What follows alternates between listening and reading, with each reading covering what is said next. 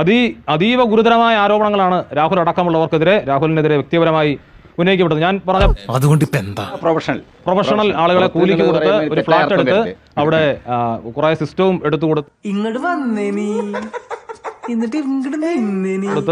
K ശൈലജയുടെ Facebook പോസ്റ്റിന് താഴെ comment ഇടാൻ വേണ്ടി, അതും അശ്ലീല കമന്റുകൾ ഇടാൻ വേണ്ടി നിയോഗിക്കപ്പെട്ടിരിക്കുന്നു. കെ ശൈലജ കോവിഡ് കാലത്തെ പ്രവർത്തനങ്ങളുടെ പേരിൽ ലോകമാകുന്ന അംഗീകാരം പിടിച്ചുപറ്റിയ സ്ത്രീയാണ്. കാലത്ത് PPE കിറ്റ് അടക്കം വാങ്ങിയതിൽ അഴിമതി എന്ന പരാതിയിൽ മുൻ ആരോഗ്യമന്ത്രി കെ ശൈലജയ്ക്ക് ലോകായുക്ത നോട്ടീസ്.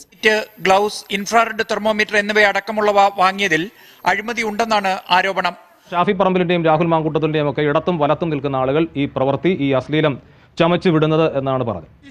ഇതൊക്കെ എന്റെ തലയിലാവൂലോ? അതെങ്ങനെ നിന്റെ തലയിലാവണം? പിന്നെ നീ കയറിയേക്കോ? ഞാൻ അതിന്റെ ഒരു കുറവ് മാത്രമേ ഉള്ളൂ. ഇടതുപക്ഷത്തിന്റെ പ്രതിനിധി പറഞ്ഞത് അദ്ദേഹത്തിന് കേന്ദ്രം അറിയാലോ. നിൽക്കുന്നത് പിണറായി വിജയന്റെ പോലീസല്ലേ?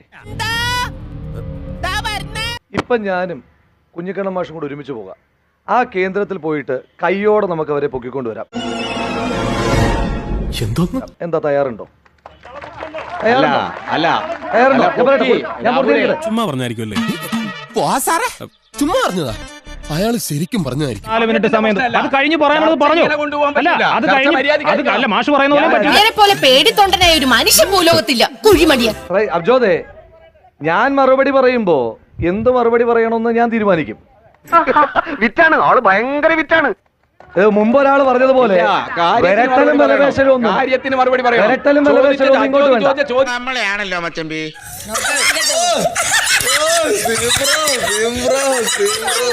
CPM ആണെന്ന് പറഞ്ഞ് ബോധമില്ലാതാക്കാൻ പാടുണ്ടോ? എന്നെ അറസ്റ്റ് ചെയ്ത് സമരം ചെയ്തതിന്റെ പേരിൽ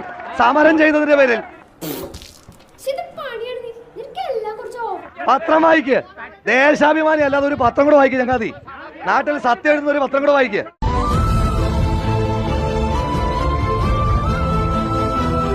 ഇവിടുത്തെ ആളുകൾ മാത്രമല്ല, അല്ല ഒരു മിനിറ്റ്, ഞാൻ പോകുന്നു. Bye bye. പച്ചയാ ചാട പുച്ഛമാണ് പോണ ഒന്നിടഞ്ഞു നോക്കണം.